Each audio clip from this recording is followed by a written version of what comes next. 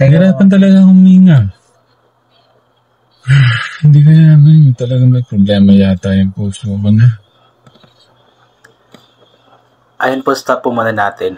In this video po, ang pag-uusapan po natin is ito pong nakakabahala na nangyari nga po kay Tekram habang nag-vlog nga po sila kasama si Luis tsaka si Kuya Melvin, kung saan nga po biglang sinabi ni Tekram na nahihirapan nga daw po siyang huminga at baka may problema na nga daw po siya sa kanyang puso. Ayan, so dapat magpa-check up talaga si Tekram pagdating sa kanyang puso since napakarami po talaga ng mga nangyari in the past 2 months or more than 2 months sa kanyang pamilya, especially sa kanya dahil nga po sa mga sa nagawa or sa pag-alis ni Dave sa kanyang poder. Medyo alam ko na masakit talaga yun sa kalooban ni Tekram at marahil isa din po yun sa dahilan, yung stress at labis na pag-iisip nga po sa nangyayari, especially dun kay Dave kung ano na nga pang nangyari sa batang iyon. So kailangan talaga mapacheck up ni Tekram para makita nga pa kung okay lang ba siya at kung kailangan ng gamot ay para mabigyan ng gamot at maagapan nga po yung possible na mangyayari nga po sa kanya dahil nga po sa pagsakit ng kanyang puso. Ayan, ipapatuloy po natin.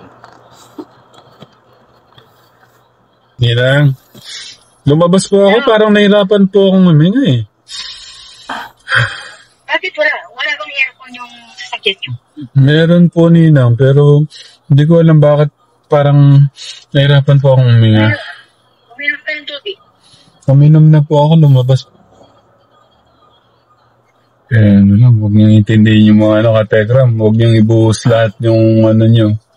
Minsan, parang po yan eh.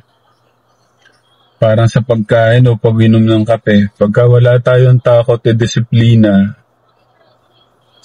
kumari, bawal na yung pag-inom ng maraming kape. Hindi ka natatakot, wala kang disiplina sa sarili mo. Pwede mong ka-hospital o pwede mong ikamatay. Parang yung din po yan, yung kung didibdibin natin yung mga problema o yung stress, kung ayaw po natin lahat isuko sa ating Diyos, dadalhin natin. Kumbaga, mabibigitan yung isip at puso natin. So yun po, I know na kahit sinasabi po ni Tekram yun, I know na merong pagkakataon na talagang dinibdib po niya yung mga nangyayari nga po, especially nga po na itinuring nga po niyang panganay na anak si Dave, tapos ganoon lamang po ang iginanti sa kanila. So alam ko na dinibdib talaga ni Tekram yun at nung umiyak nga po siya is talagang iyak na iyak talaga si Tekram doon dahil nga sobra siyang nga po siyang nasasaktan.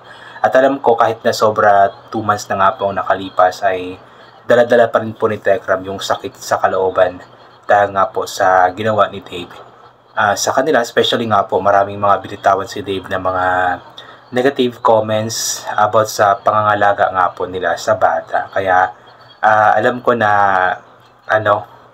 malalapasan din naman ito ni Tekram dahil alam ko naman na may tiwala si Tekram, malaki ang tiwala niya sa ating Panginoon at ito nga po ang kanyang payo sa atin. Palagi na iasa nga po or iasa po natin lahat ng problema natin sa ating Panginoon at huwag po nating dibdibin o isipin kasi nga po nakakasama po talaga iyon. Kaya ang gawin natin kahit may nananakit sa atin, may nangaapak sa atin, ipasa Diyos nyo lang po para maghari po yung pagmamahal lang para hindi tayo magbalik ng kasamaan din. Ang maghahari po sa puso natin pagmamahal, pangunawa, kababaan ng loob. Ito yung maganda kay Tekram kasi napaka maka-Diyos. Yung kababaan ng loob na laging sinasabi niya is talagang ina-apply po talaga niya.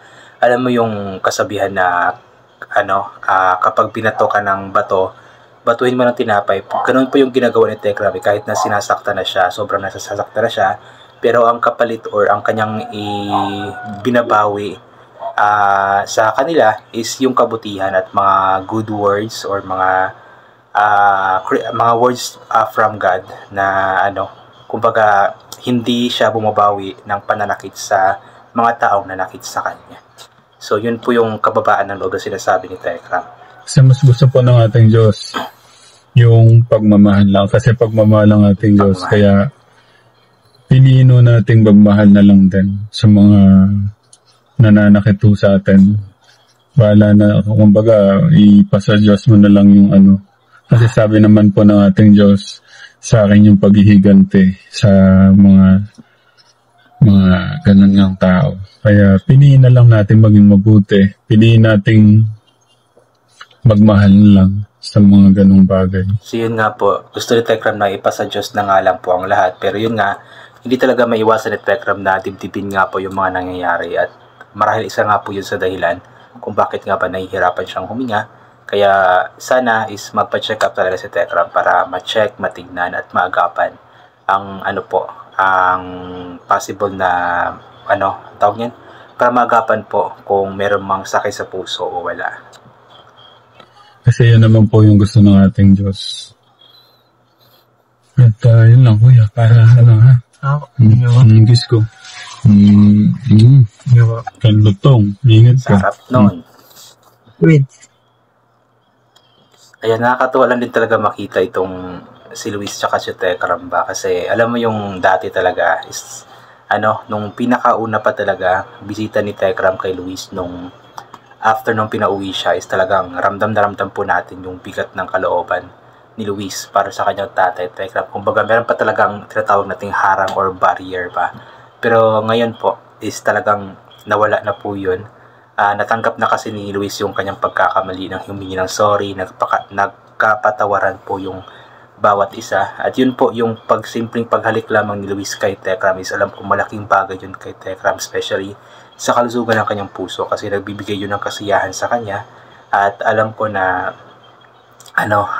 ganoon din kay Luis, yung pagmamahal na ibinibigay ni Tekram sa kanya kahit na mayroon mang mga nangyari na hindi inaasahan is hindi pa rin nawawala. Kaya ayun, abangan po natin yung susunod na kabanata sa mag-amang ito na si Luis tsaka si Tekram. At inuulit ko, ipag-pray po natin ang kalusugan po ni Tekram. Ipag-pray po natin na sana okay lamang po siya. Ayan. So yun, I think hanggang dito na lamang po itong gagawin ko na reaction video. So thank you so much po sa lahat ng mga palaging bumabalik sa aking YouTube channel. So inuulit ko nga po palagi na ugalin po natin magdasal, magpasalamat sa lahat ng mga bagay na ating natatanggap kahit na di po natin ito hinihingi. Kasi nga po lahat ng mga bagay na meron tayo ay kaloob sa atin ng ating Panginoon. At wala ang mga bagay na ito kung hindi dahil sa Kanya. And always bring payong, kapote, sombrero, or anything na pwede maging proteksyon sa katawan kapag lalabas po tayo. Nasa ganun kapag mainit ay hindi po tayo mainitan, o kapag biglang umulan hindi po tayo mababasa ng ulan. And always take vitamin C para mabusa ang ating immune system. At hindi po tayo matatama na agad-agad ng kung ano-ano mang mga sakit-sakit. At pasensya na po. Hinihingal po ako tsaka sobrang sakit kasi ng ngipin ko. So anyway, hanggang dito na lamang po. God bless and bye for na po.